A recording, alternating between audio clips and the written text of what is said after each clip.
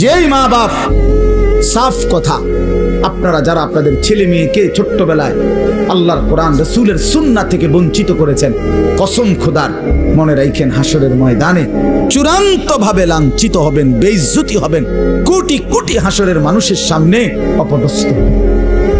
কার হাতে? কার হাতে লাঞ্ছিত হবেন? আপনার ছেলেটার হাতে, আপনার মেয়েটার হাতে, অন্য কারো বেড়াইতে রাতে না। আমনের ফুতেরা, আমনের ফুত, আমনের জি, যাকে আপনি দিন শিখান নাই, নামাজ শিখান নাই, বঞ্চিত করেছেন কোরআন সুন্নাহ থেকে, সে সেদিন আল্লাহর কাছে বলবে, আল্লাহ আজ আমি মা বাপকে বেইজ্জতি, ওরা আমারে বরবাদ করে দিয়েছে, আজ আমি জাহান্নামী হলাম ওদের খামখেয়ালির কারণে। 7 বছর বয়সে আল্লাহ আমি কিছুই বুঝতাম না, 6 বছর বয়সে আমি অবুঝ ছিলাম।